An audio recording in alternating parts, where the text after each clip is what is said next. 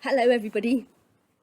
Here's the next part of God's big story, and it's from the Bible, from the book of Matthew, chapter 2.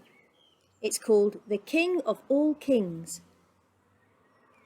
Far away in the east, 3 clever men saw the very same star, the star that God had put in the sky when Jesus was born. They knew it was a sign. A baby king had been born. They had been waiting for this star. They knew it would come.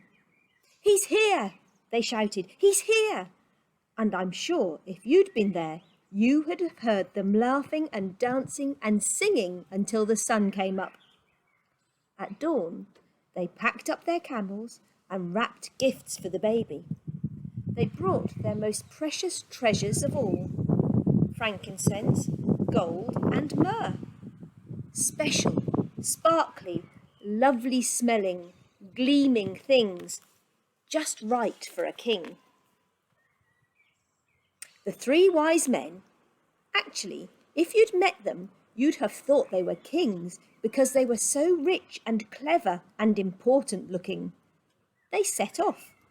They rode their camels across endless deserts, up steep, steep mountains, down into deep, deep valleys, through raging rivers, over grassy plains, night and day and night, for hours that turned into days, that turned into weeks, that turned into months and months, until at last they reached Jerusalem.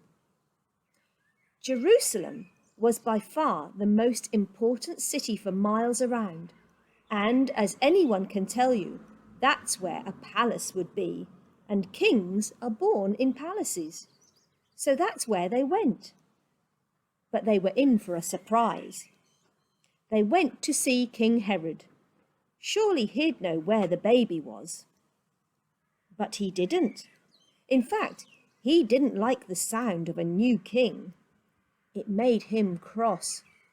He didn't want anyone to be king except him. But Herod's advisors told the 3 wise men what was written in their books, what God had said about the baby king.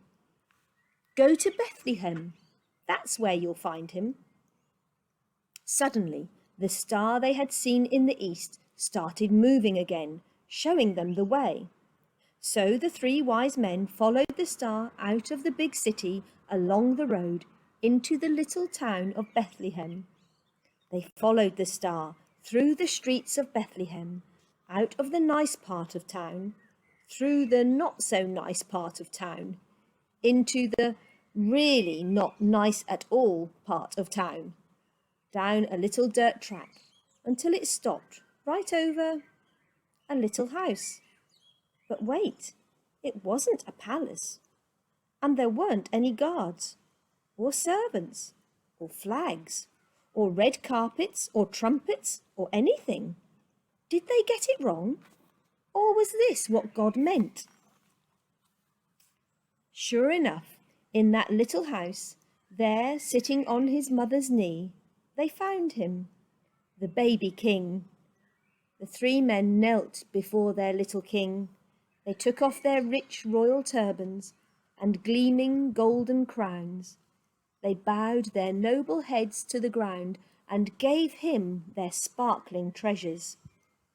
The journey that had begun so many centuries before had led 3 wise men here, to a little town, to a little house, to a little child, to the king God had promised David all those years before.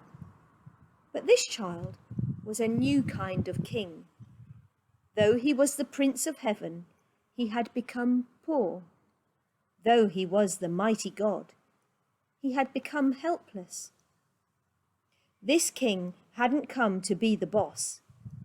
He had come to be a servant.